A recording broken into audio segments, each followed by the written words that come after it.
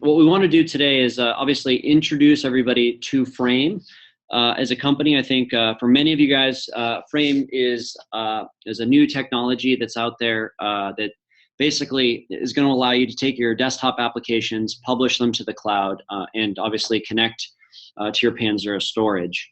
The reason that we've been working, very closely with the team at Panzura is it seems a very obvious fit.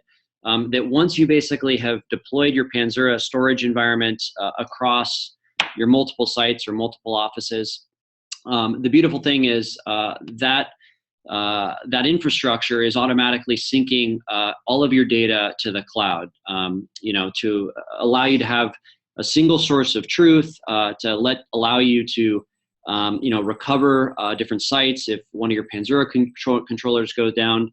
And the nice thing about sort of the partnership between Panzura and Frame is, Frame is a cloud platform that runs on top of AWS and Azure, and so it allows you to very easily connect applications to the data that's already being stored there. And what this means for your users is they can run any application in a browser on any device. And effectively give you a very easy way to address a lot of different business needs. So if you need to let your employees work securely from anywhere outside the office or from their personal devices, Frame and Panzura together allow you to do that now in a very seamless way. We can quickly spin up new offices. So if you have a few users running in a new office that need to get access to your data repository and applications, that can be done easily. We hear from customers all the time that want to be able to access their storage from smartphones or iPads or mobile devices when they're out on the road. It obviously, when you have the applications and the data co-located in the cloud, it gives you a very simple way for disaster recovery. If an office goes down, you can spin up all of those users in the cloud and maintain workforce continuity. So there's a number of different benefits to this, and we'll spend the better part of an hour sort of talking through how Frame works, how Frame connects into Panzura, and then show you guys a quick demo that kind of shows the power of being able to work in the cloud with this joint solution. Again, during the presentation, there's a Q&A session that is available to you guys. You guys can keep asking questions. Folks from Panzura and Frame are on there, and we'll continue to provide answers. And then at the end of the call, what we'll do is we will take some questions from you guys. We'll try and answer those the best that we can. And then we'll sort of talk through how to engage Frame and then Panzura for next steps in this solution. So just to get us started, the bulk of our time is really going to be introducing you to Frame as a company. Frame is, as I mentioned, a cloud platform that was, the company was founded about 4 years ago, and the reason that the company was built, and our founder and CEO Nicola is actually on the call, but the reason that he started the company was he was previously the CTO and founder of a desktop software company, prior to Frame, and that application that they had designed was a very high-end video analytics package that was used for basically doing image stabilization, object detection, and feature extraction for stabilizing and finding features of interest within drone video footage. And they had a lot of commercial success initially, and what they ran up against, though, was it's a very compute-intensive application. The machines that you'd have to deploy to analyst desks could be very expensive. And ultimately, to deploy the application further out in the field, they wanted the application, customers wanted the application running in the cloud. And so, sort of given this background, we went out and looked at all the competing technologies that were out there from Citrix and VMware and Microsoft, and realized that no players were really designing a cloud-based application delivery platform that harness the true potential and benefits of public cloud infrastructure in its elasticity and ability to scale up and down as you need it, and to deliver a user experience that is simple enough that it can just run in a browser. So there's absolutely no receiver to install. Everything just runs in a browser, which makes it very easy to support when it's rolled out in an enterprise. At this point, as I said, Frame is about 4 years old. We've received high accolades from press and analysts across the industry. We were just named Gartner Cool Vendor for 2016. And Frame at this point is, about 40 people running or working both in Europe and the US, and is a well-funded VC-backed venture that is, we're obviously growing very quickly. So we're excited to obviously share with you, how we can grow together with this partnership with Panzura. Up to this point, a lot of our commercial success has primarily been working directly with ISVs. So we've got one line of business that we call our Frame platform business. And with that platform business, we've been helping desktop application companies from all the major brands in the world SaaSify their application. So take a traditional Windows desktop application, migrate that into the public cloud, and be able to offer it to customers through a browser for a number of very compelling use cases, whether it's customer early access, customer trials, through to production SaaS deployments, and customers love it. The performance is great, even with high performance interactive design applications. And so, as you look at Frame, you should realize that we are a proven and hardened company with over 2 million production hours of use at this point, and with some of the most, I'd say, demanding customers in the world who are very excited and big customers of Frame themselves. So one of the big questions that we always get asked is, why now? Why should we be moving to the cloud now? And what's really changed that allows the cloud to be, commercially viable now? So, there are a number of different changing factors with regard to, the availability of public cloud infrastructure, the change in what endpoint devices are capable of doing. We've got GPUs now, which are graphics processors for driving more graphically demanding applications in public cloud. We've got the data gravity. Many of you guys are already Panzura customers, so your data basically is already being synced to the cloud. So that there's a higher level of security by storing your data in the cloud. There are, we've designed an orchestration layer that allows infrastructure to spin up and spin down as your workforce flexes, as people come online during the day. We've got new versions of browsers that are capable of obviously being fully compliant with HTML5. And what this means is we can, Frame could reimagine sort of the protocol and the receiver technology so that it runs natively in the browser. There's no receiver to install; it just loads when you load a page. And obviously, as more devices are entering the workforce, and your home users have different device types, that aren't Windows based, that might be Chromebooks or MacBooks or iPads. All of those devices afford us an opportunity, to maintain sort of employee productivity beyond the office, and all of that hardware is now capable of delivering these rich interactive experiences. And so, the industry of virtualization is going through this big sea change now from traditional data center build outs and owning your own data center to the ability to truly get the best benefits of the public cloud, and its elasticity, its scalability, its global reach, and frankly, its simplicity for delivering applications. So many of you guys probably have spent some time looking at virtual desktop infrastructure, and the historical challenges with traditional VDI is obviously to get started on these projects, even to get a first session that people can test, usually is a pretty big investment. It's usually, it can be upwards of $30,000 to $50,000. You can spend 6 to 8 weeks just to get the server in house, add the hypervisor, add the OS licensing, the remoting protocols, and that's just to get a few applications running and a few users to test one system.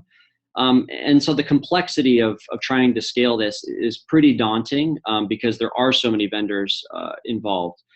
Now, when you look at, you contrast that versus public cloud, the reality is on Frame, we can get people in a session, with the applications that they want to test within minutes. We can build out a fully customized environment with all the applications that you would want to see in your VM, really within a day.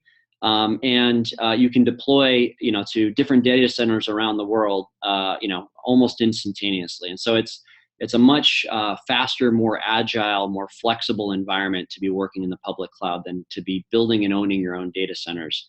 The other benefit is clearly, we move from this CapEx world of investing, in high-end data center infrastructure that you may not be fully utilizing to really a very efficient, model where you're only paying for the infrastructure you use in the public cloud. Since we are built on the public clouds of, we can run on Azure and on AWS and on other public cloud infrastructures, the benefits that you see as a business is as your organization scales up and you add more employees, it's very easy to turn on more workspaces in the cloud to meet your growing demand. And if you have a project that is wrapping up, you can turn that infrastructure off so that you're not paying for a depreciating asset over 4 years and trying to project what usage looks like multiple years out, because it's just being able to do that just isn't I think a luxury that we have in this day and age, in this economy that we live in, where things flex so much. The other benefit of being built on public cloud infrastructure is we have data centers around the world. What this means is your users are really within reach of a highly interactive, cloud-hosted desktop. No matter where they are in the world, and we'll give you some examples of this in a quick demo here in a little bit. The way the Frame platform works at a conceptual level is, Frame again runs on these public cloud platforms, but in order to build the infrastructure to your liking, what we do is you, the customer, bring your own application licenses. So if you're an Autodesk customer, you'll bring network licenses from Autodesk into the Frame platform. We will work with you to obviously choose what's the best infrastructure to be running on, given where your data is located, the type of workloads that you might be wanting to run. But if you're running, for example, graphics workloads for like AutoCAD and Revit, it's most likely that you're going to want your workloads to be running in AWS. Along that sort of process, we'll also look at things like how much compute performance do your applications need. We've got a number of different system types that can power the applications.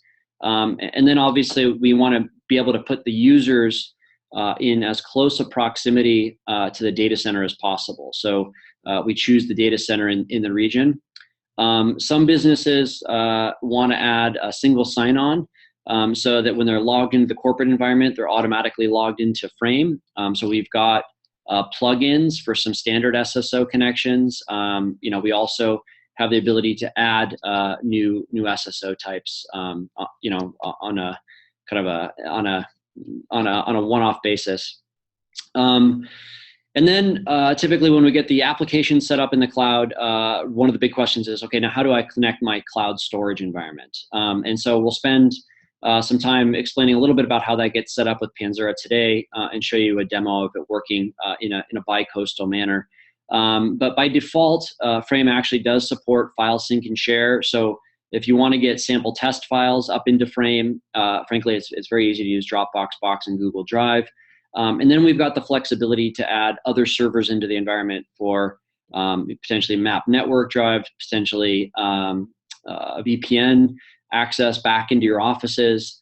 And so there's some customization that happens here. But the nice thing is once all of this is configured, any user in your company on any device in any location can log into a web browser and just run their applications from a browser and be able to open files on a Panzura environment. I mentioned previously that we have a number of system types. Right now, we actually have 4 systems that are commercially available and easy to switch to in the Frame environment. The systems on the right here are we call our air systems. These are CPU-only systems. They're actually great for doing things like word processing, working with Microsoft Office, all the way up to entry-level CAD type of work.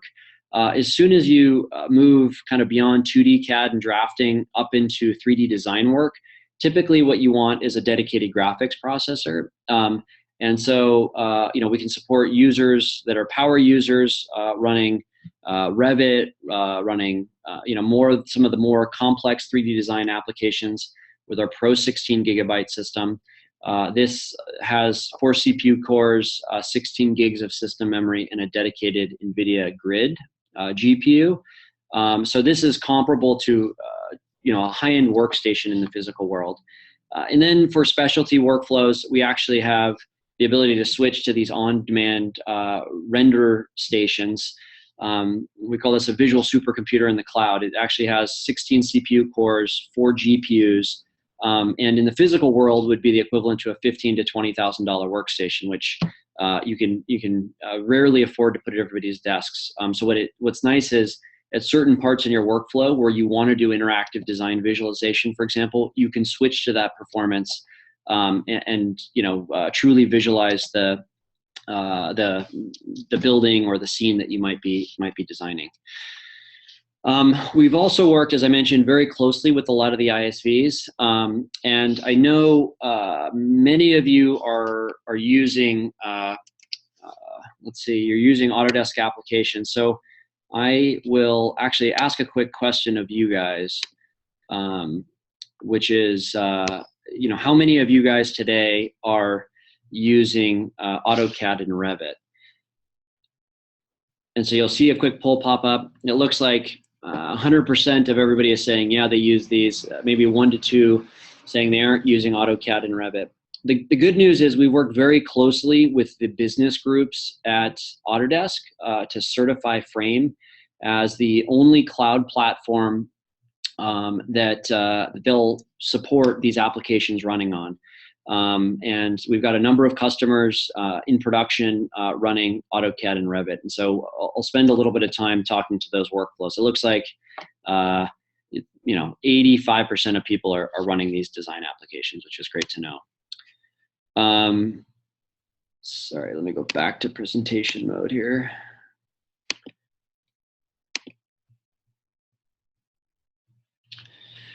In this testing with Autodesk, they obviously are vetting vendors to make sure that they've got the ability to deliver the graphics quality, the interactivity, the scalability, and the support infrastructure, for supporting what are the most demanding, I'd say, designers and users in the world.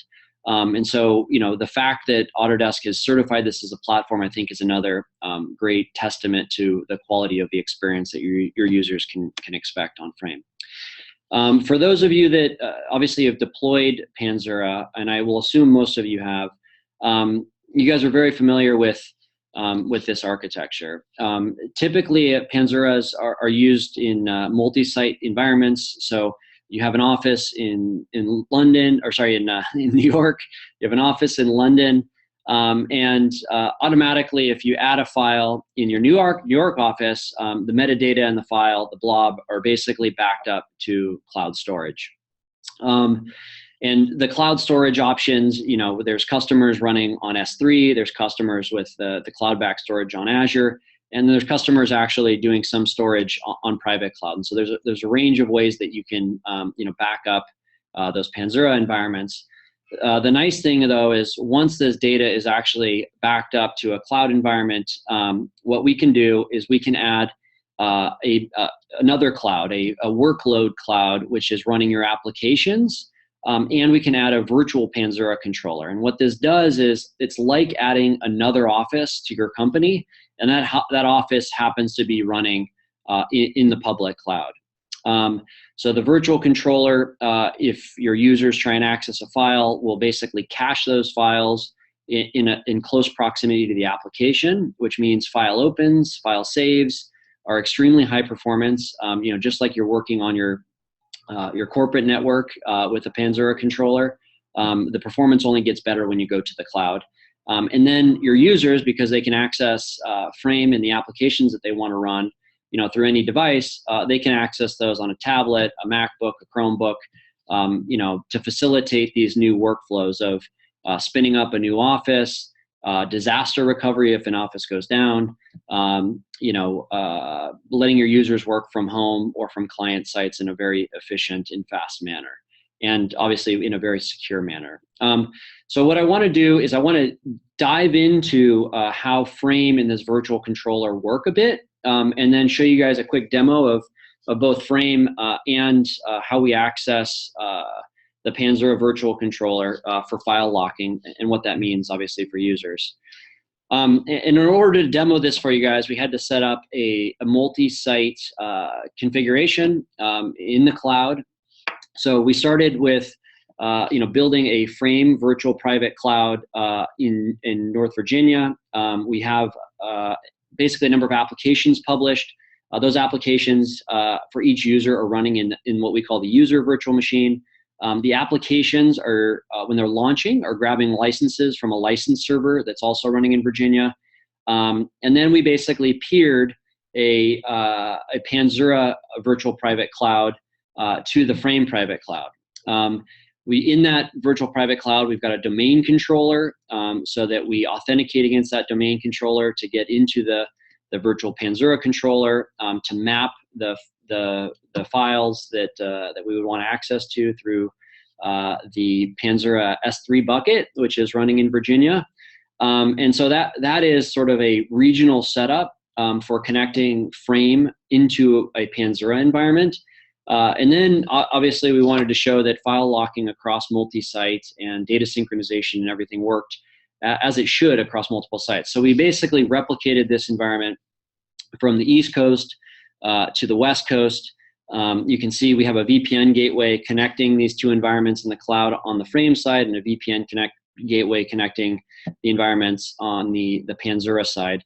And you'll notice over here, we have no license server. We're actually, when users launch a VM and run an application over here, we're actually checking licenses out of the East Coast data center. And so this is, very typically the complexity of the deployments that we get into.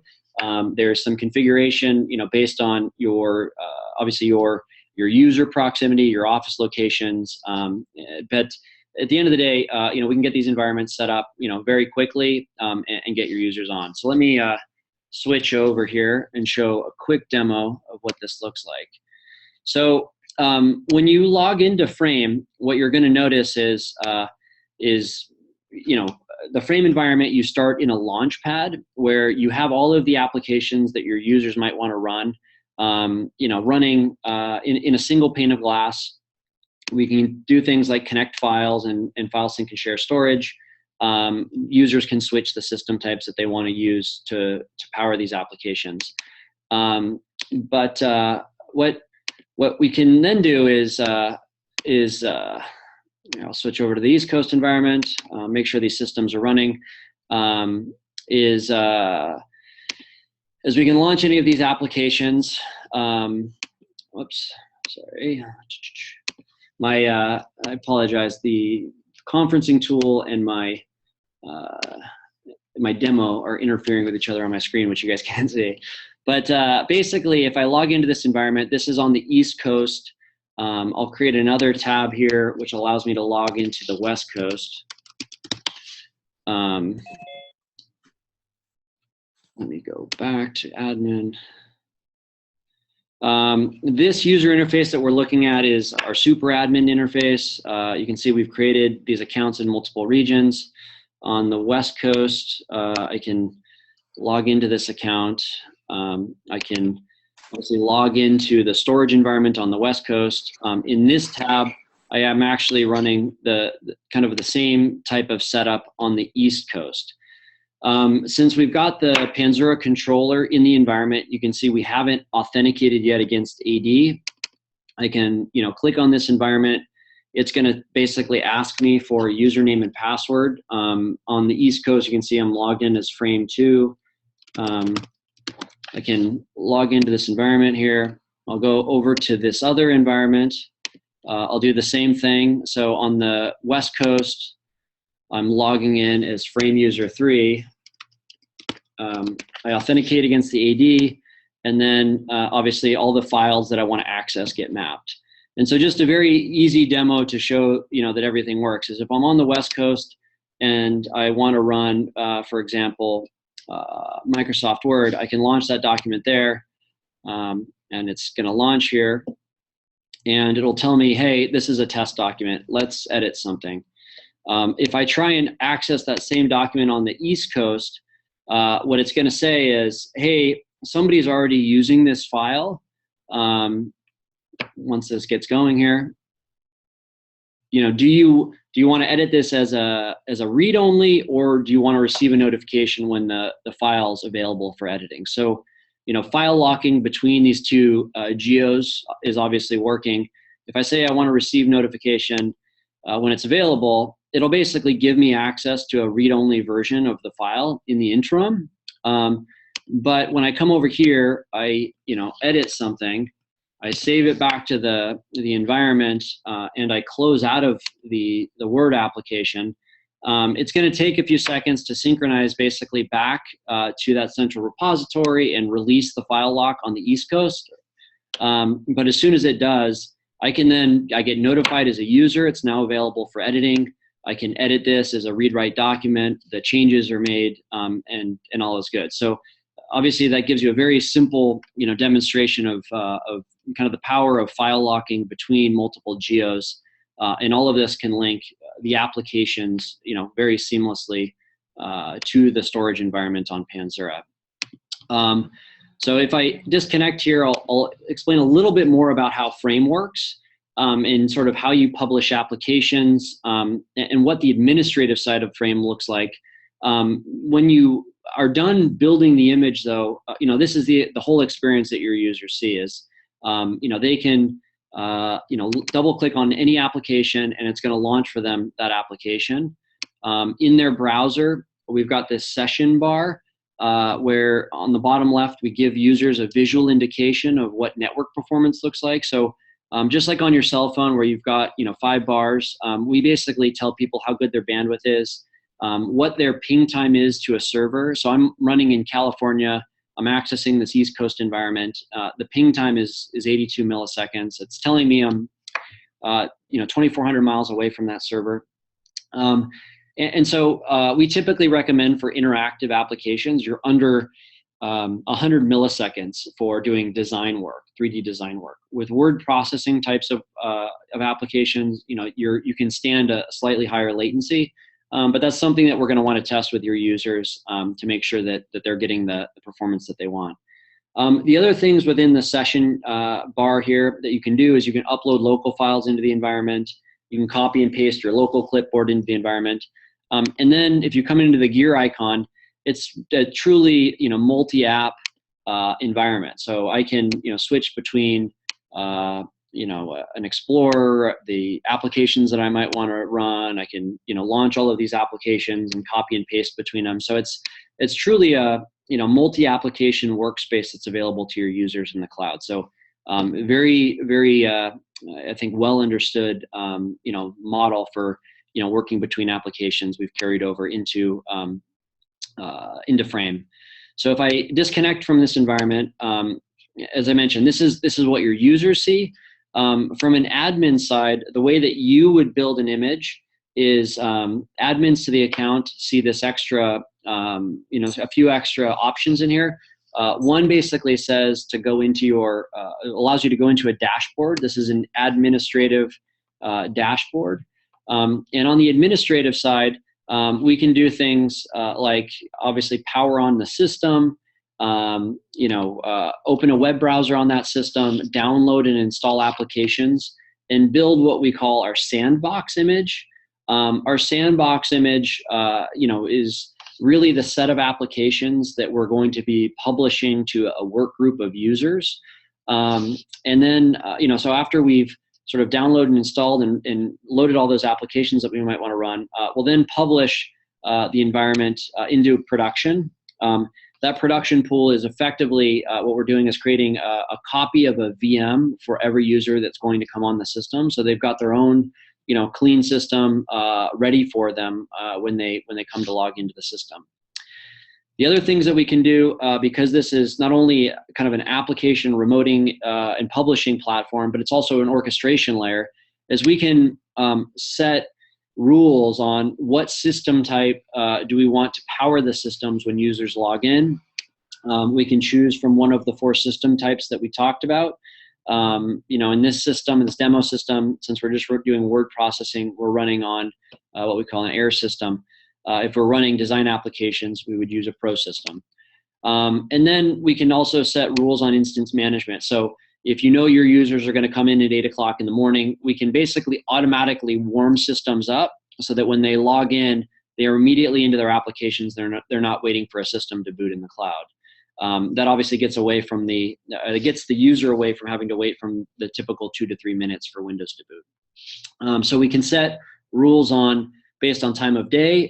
We can set minimums that are always running. We can set a buffer so that if you have n number of users on the system, there's an additional buffer of systems that are also warm. So if there's 5 users on and the buffer is 1, there will be 6 systems running in the cloud.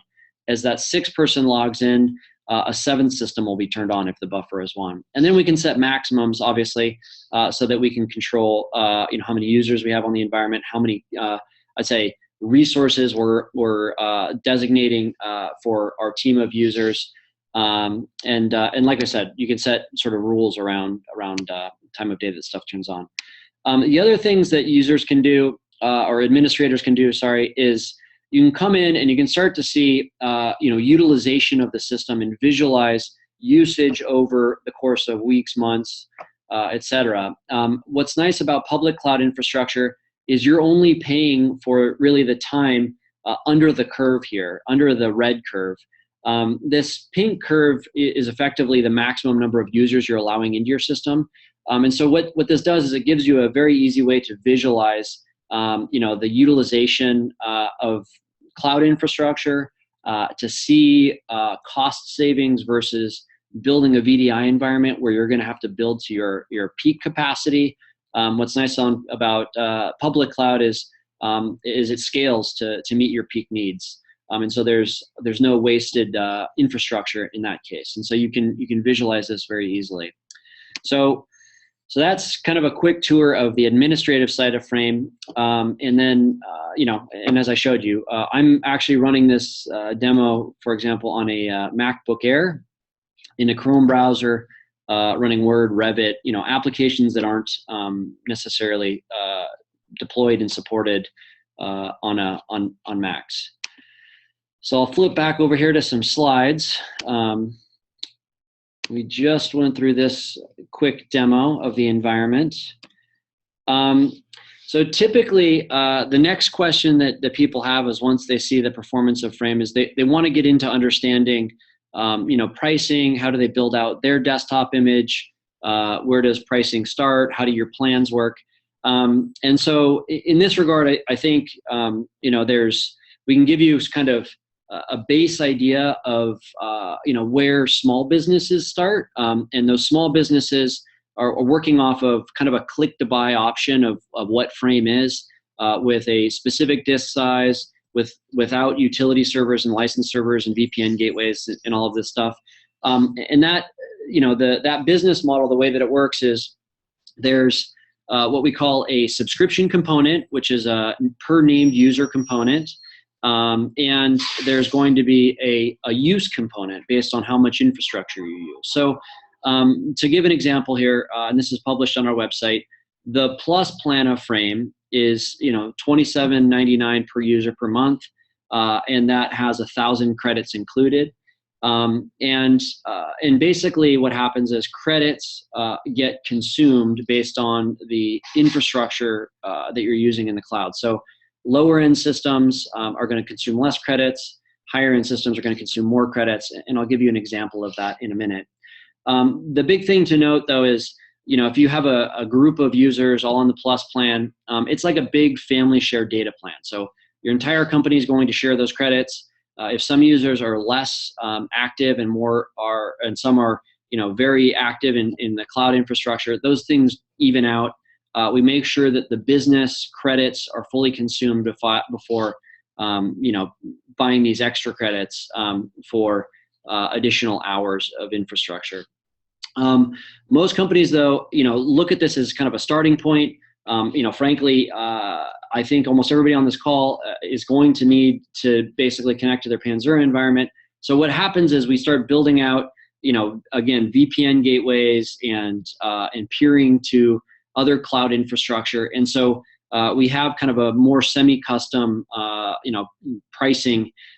It's not sort of blueprint because obviously different people have different number of users, different regions, different configuration options. But we can add things like additional databases in the cloud, licensed servers in the cloud, VPN gateways back to on-prem files or licenses. We can look at things like multi-region deployment.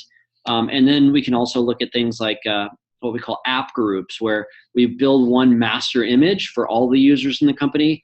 And then we can define different work group types. So we can have your, I'd say, marketing group, which only gets access to Office and Photoshop, for example, and your design group, which might get access to Revit and AutoCAD and some of the other design applications. And so there's a lot of customization that can happen here. On average, I'd say when we get into these more custom deployments for Panzura, the base price per user for a graphics instance is going to be roughly, the subscription will be roughly, $50 per user per month as a starting point. That includes about 20 hours of use. And then you're going to pay about $1 an hour for additional infrastructure time. So if your user is going to work 120 hours during the course of a month, you can basically, spin up to about $150 per user per month. And again, some of these things are, we need to talk through. So what I would recommend is if you have questions on pricing and configurations and such, email us at, sales@frame, and we can basically really design kind of an architecture that makes sense for you guys. The other thing that we typically do as part of our engagement process is we have what we call showcase accounts that are pre-configured, pre-licensed with applications running in every major geography in California and Virginia and Ireland and Singapore. And so what we typically like to do is get some of your users that are going to do the user acceptance testing of applications running in the cloud on those environments. They can bring their own data into the environment. They can do some testing. And through that process, we kind of elicit what are the other integration needs basically that we have so that we can get you guys pricing that makes sense for your business. As I mentioned, when you basically pay a subscription, there's a prepackaged number of cloud credits. And the way that credits get consumed, just to give you an idea, these air systems, are going to, be roughly 15 cents an hour, up to 30 cents an hour. As soon as you get to a dedicated GPU, they consume 60 credits an hour. So in this example, if our overage credit cost is 1.5 cents per credit, that's going to be roughly 90 cents an hour. And then if you get up to these high-end rendering boxes that are the equivalent to a $15,000 to $20,000 workstation in the physical world, you're going to be paying, just under $4 an hour to rent that system on Frame. So that was the quick overview that I think we had, prepared to show, how Frame can be brought together with Panzura, obviously, to provide remote access to applications through a browser and connect that to your Panzura storage. So at this point, I think we'll pause and we'll open it up for questions.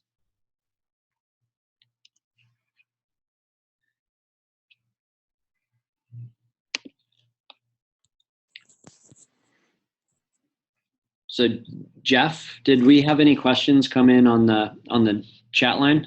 We did. We had a lot of good questions come in. Why don't I just kind of pick the best few or the most common few? Let's see. There was a question about what happens to the user user files and preferences.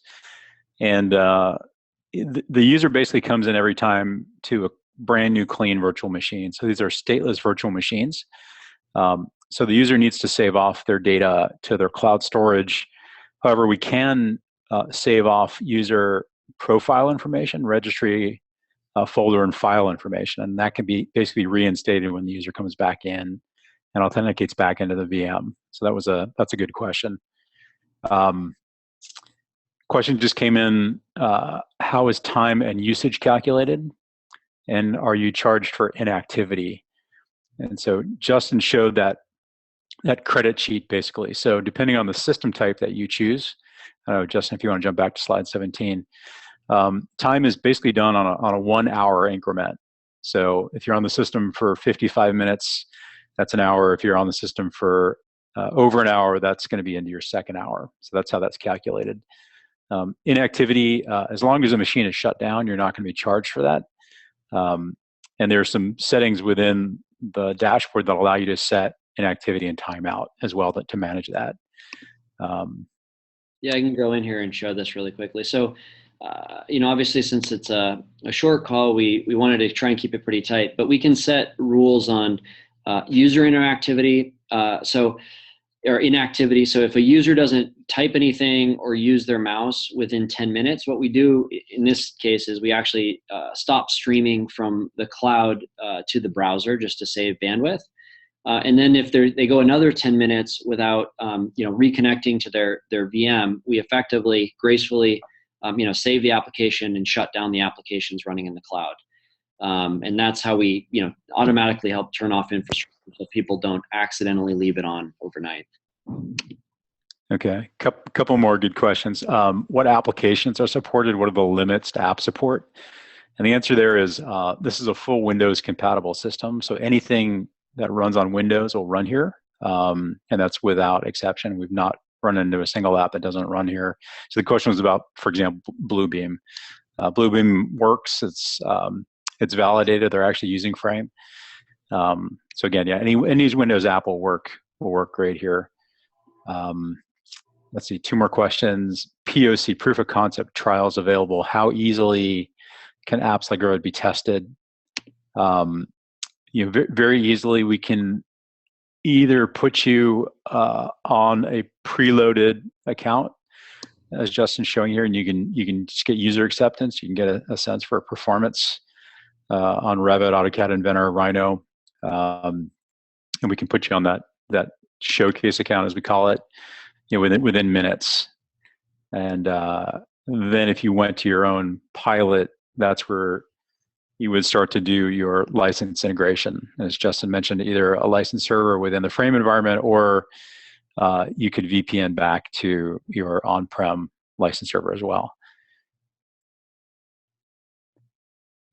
There's a question for Panzura. I'm not sure if Dan is still on, but the question is, and Justin, you may know the answer, but is the Panzura virtual controller an additional cost provided by through Panzura?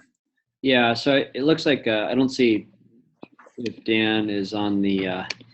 So Dan just answered in chat. He said yes. So yeah, yes, on audio. So there's a software licensing cost basically to install the virtual controller in the cloud, and then there's going to be some ongoing system infrastructure costs for running that controller as well. So I think we working with your regional Panzura sales folks, we can help get you a sense of what that pricing looks like.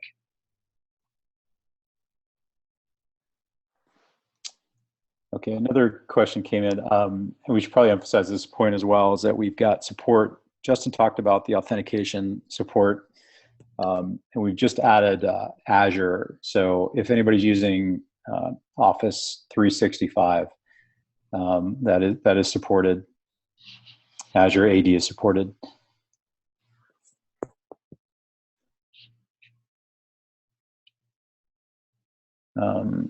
There was an earlier question about multi-monitor support. And right now, we only support a single monitor, a high-resolution single monitor. So you can span the browser window over high-res. multi-mon will come in the roadmap. Some people actually will start up 2 sessions. If they really need multi-mon, they can start up 2 sessions and have them each on one display. That's an easy workaround there. Question about will we send the recording of the webinar? And yeah, we are recording this, and so we'll post it, and we can notify the participants that it's posted probably within the next couple days. All right, now they're coming in fast and furious. Is the overage for Pro System 90 cents an hour?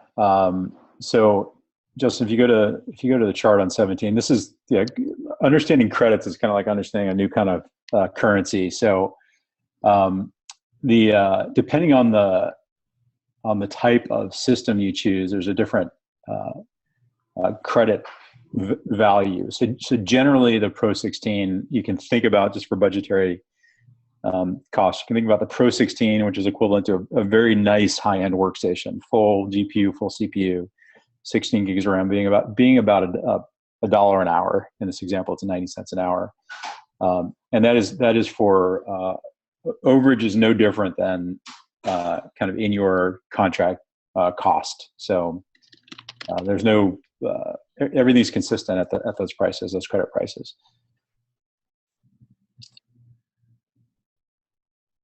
Someone asked about this. This is a really good question, actually. Can 2 sessions be connected to the same machine? And there is a really great feature, collaboration feature, which allows you to start one virtual machine and then share that. Think about it like broadcast that to multiple users. So you can do a collaboration session on one virtual machine. And all you're going to do is you're just going to share the URL of that virtual machine and just send it out, email or Slack it or text it to somebody. And then you get multiple users in on the same virtual machine. And then you can share input on that same virtual machine. So it's a really slick way to do. We've got people using it for training, but also for global collaboration on one VM.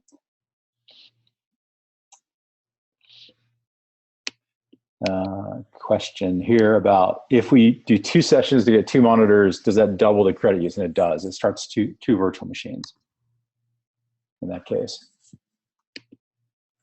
But what you could do is you could start 2 types of virtual machines. So you could start a Pro 16 virtual machine to run your Revit, and you can have another virtual machine that's running your, say your Office applications, and that could be running. One's running at 90 cents an hour. The other one could be running, at 20 cents an hour.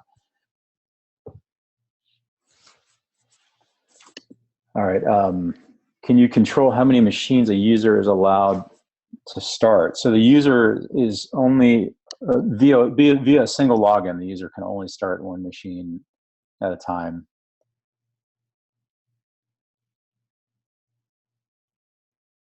Although that could be configurable.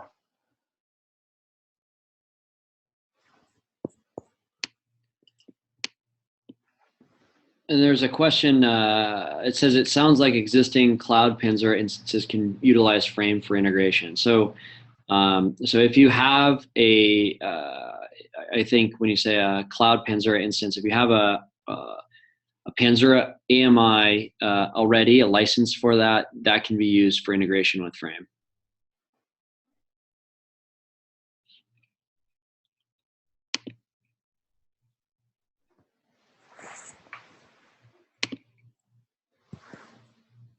Okay. Looks like the questions are starting to tamp down.